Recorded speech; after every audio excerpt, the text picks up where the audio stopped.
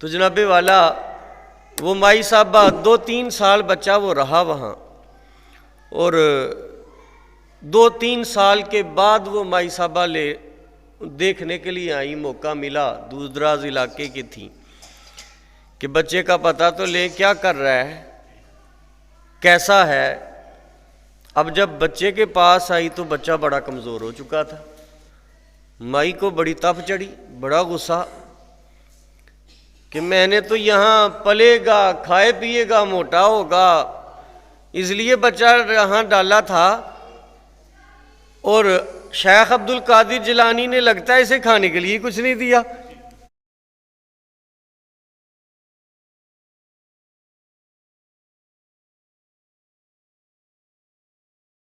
بسم اللہ الرحمن الرحیم۔ حضور غوث پاک رضی اللہ تعالی عنہ علم کے سمندر تھے۔ ہم تو ایسے ہی کہتے رہتے ہیں نا فلاں علم کا سمندر ہے، لیکن حضور غوث پاک واقعی ظاہری باطنی علوم کے سمندر تھے۔ اور آپ خود فرماتے ہیں درست العلم حتی صرت کتباً، میں علم حاصل کرتا رہا یہاں تک کہ اللہ تعالیٰ نے علم کی وجہ سے مجھے غوث اور کتب بنا دیا۔ تو پتہ کیا چلا، جاہل کوئی اللہ کا ولی نہیں ہو سکتا۔ جہالت اللہ کو پسند نہیں ہے، اللہ کو علم والے پسند ہے، اور ایسے علم والے جن میں تکبر نہ ہو، جن میں انانیت نہ ہو، جن میں میں نہ ہو، بلکہ جن کے پاس علم نافع ہو۔ اللہ تعالیٰ ایسے علم والوں کو پسند فرماتا ہے، اور وہ خود فرماتا ہے قرآن کریم میں قُلْ هَلْ يَسْتَوِي الَّذِينَ يَعْلَمُونَ وَالَّذِينَ لَا يَعْلَمُونَ۔ اے پیارے نبی صلی اللہ علیہ وآلہ وسلم، آپ فرما دیجئے کیا علم والے اور وہ جن کے پاس علم نہیں برابر ہو سکتے؟ مطلب نہیں ہو سکتے۔ تو لہٰذا حضور غوث پاک رضی اللہ تعالیٰ عنہ اتنے بڑے عالم تھے کہ روزانہ آپ 13 اسباق پڑھایا کرتے تھے۔ اس دور کی سائنس، علوم قرآنیہ، علوم حدیثیہ تو پڑھایا ہی کرتے تھے، اور جتنے اس دور کے جدید علوم تھے وہ سارے کے سارے پڑھایا کرتے تھے۔ اس دور کی سائنس، اس دور کی ٹیکنالوجی، اس دور کے جتنے علوم تھے وہ سارے پڑھایا کرتے تھے، اور 13 زبانوں میں آپ کو مہارت حاصل تھی۔ 13 زبانیں بولتے تھے، گفتگو فرماتے تھے، فی البدیہہ گفتگو فرمایا کرتے تھے، اور آپ کی مجلس میں 70 ہزار کا مجمع ہوا کرتا تھا، اور ہر سال 3000 علماء ان کے دارالعلوم سے گریجویشن کر کے فارغ التحصیل ہوتے تھے، گریجویٹ ہوتے تھے، پورے عالم بن کے نکلتے تھے۔ امت کو کتنی علم کی خیرات حضور غوث پاک رضی اللہ تعالیٰ عنہ نے بانٹی ہے۔ 40 سال آپ نے جامعہ قادریہ میں پڑھایا ہے، جو انٹرنیشنل لیول کا اس دور کا ادارہ تھا، یونیورسٹی تھی۔ ہر سال 3000 علماء پڑھ کے جایا کرتے تھے۔ کوئی جج بنتا، کوئی قاضی بنتا، کوئی مفتی بنتا، کوئی نہ کسی بڑے عہدے پہ فائز ہوتا۔ اور اب تربیت کس طرح کیا کرتے تھے وہ بھی ذرا بات سننے والی ہے۔ ایک مائی صاحبہ آئیں اپنے بچے کو لے کر، باپ کا سار سے سایہ اٹھ چکا تھا، یتیم بچہ تھا، 10 سال عمر ہوگی، 12 سال عمر ہوگی، تو وہ جناب والا لا کر پیش کر دیا اور کہا اس نیت سے کہ علم بھی پڑھے گا اور اس کا پل بھی جائے گا، پیٹ بھی بھر جائے گا۔ تو وہ مائی صاحبہ حضور غوث پاک رضی اللہ تعالیٰ عنہ کی بارگاہ میں آئی کہ بچہ پیش کیا، جناب اسے پڑھا دیں، پڑھے گا بھی، اور آپ کا لنگر ویسے ہی جاری ہے۔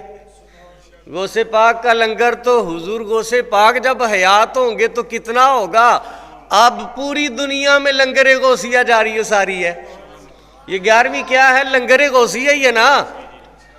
لنگر غوثیہ کے سلسلے ہر لمحہ ہر جگہ پوری دنیا میں جاری و ساری ہیں. تو آپ واقعی بڑا کھلایا کرتے تھے، لیکن ریاضت کے معاملے بھی ہوتے تھے. کبھی وہ موقع بھی ہوتا ہے جب بھوکا بھی رکھا جاتا ہے، ریاضت کی منزلوں سے گزارا جاتا ہے، مجاہدے سے گزارا جاتا ہے. تو جناب والا وہ مائی صاحبہ 2-3 سال بچہ وہ رہا وہاں، اور 2-3 سال کے بعد وہ مائی صاحبہ دیکھنے کے لیے آئی. موقع ملا، دور دراز علاقے کی تھی، کہ بچے کا پتہ تو لے کیا کر رہا ہے، کیسا ہے. اب جب بچے کے پاس آئی تو بچہ بڑا کمزور ہو چکا تھا. نیند بھی کم ہوتی ہے علم میں، کھانا بھی کم ہوتا ہے علم میں، اور بڑے معاملات ہیں. تو جناب والا بچہ سوکھ کر گویا تیلا، جس طرح ہم کہتے ہیں سوکھ کے تیلا ہو گیا، بالکل نحیف کمزور بچہ ہو گیا تھا. مائی کو بڑی تپ چڑھی، بڑا غصہ کہ میں نے تو یہاں پلے گا، کھائے پیے گا، موٹا ہوگا، اس لیے بچہ یہاں ڈالا تھا. اور شیخ عبد القادر جیلانی نے لگتا ہے اسے کھانے کے لیے کچھ نہیں دیا. وہ مائی صاحبہ بڑے غصے میں حضور غوث پاک رضی اللہ تعالیٰ عنہ کے حجرے میں چلی گئی، اور آپ کے سامنے ایک تشت، ایک تھال رکھا ہوا تھا، بنا ہوا روسٹ مرغا سامنے تھا آپ کا، اور آپ جناب والا وہ تناول فرما رہے تھے. اب مائی بڑے غصے سے آ کے اے عبد القادر جیلانی، میں نے بچہ تجھے اس لیے دیا تھا کہ یہ کھائے پیے گا، موٹا تازہ ہوگا، پلے گا، اور جب یہ دیکھا کہ خود وہ مرغ کھا رہے ہیں تو اور غصہ چڑھ گیا بھی، اور اس کے غصے میں اور دوبالا ہو گیا. کہنے لگی میں نے آپ کو بچہ دیا تھا، پلے گا، وہ سوکھ کر کانٹا ہو چکا ہے، تو آپ نے خود مرغ مسلم کھا رہے ہیں اور بچے کو کھانے کے لیے کچھ نہیں دیتے. آپ نے کوئی جواب نہیں دیا. اور وہ جو آپ مرغ تناول فرما رہے تھے، ویسے یاد رکھیے حضور غوث پاک نے 25 سال کس طرح گزارے ہیں، وہ بھی ذرا ریاضت کی سنیے.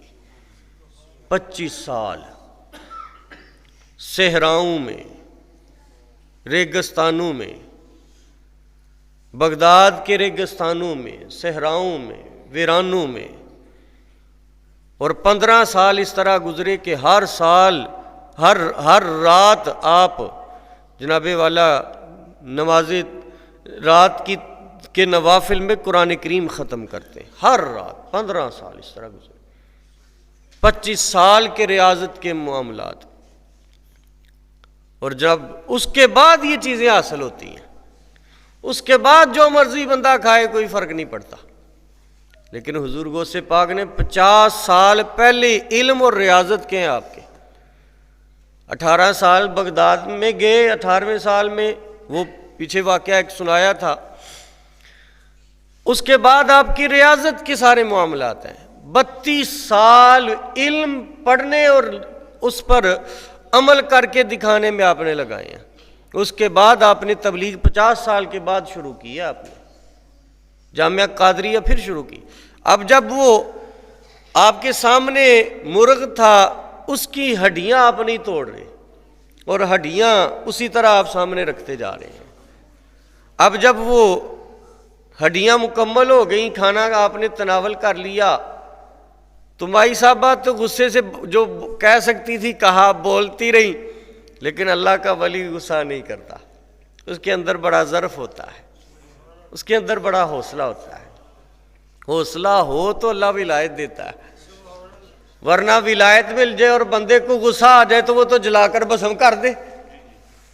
اللہ اپنی صفات بھی بندے کو دیتا ہے، پھر ولایت دیتا ہے، پھر ولی بناتا ہے اللہ تعالیٰ. تو سنتے رہے. اب جب اس کے بعد کھانا مکمل ہو گیا نا، وہ جو ہڈیاں پڑی ہوئی تھی مرغے کی ساری، جو روسٹ کیا ہوا کھا چکے تھے آپ، تناول فرما چکے تھے، اب تھوڑی دیر جب گزری تو آپ نے اس کے اوپر ہاتھ رکھا اور کہا قم بإذن اللہ، اللہ کے حکم کے ساتھ اٹھ جا۔ اب جناب والا وہ ہڈیاں جو تھی مرغا بنا اور مرغا اپنی آواز نکالتا ہوا اٹھ بیٹھا۔ تو فرمایا بی بی جب تیرا بچہ اس قابل ہو جائے پھر جو چاہے مرضی کھائے، پھر جو چاہے مرضی کھائے، جب تیرا بچہ اس قابل ہو جائے۔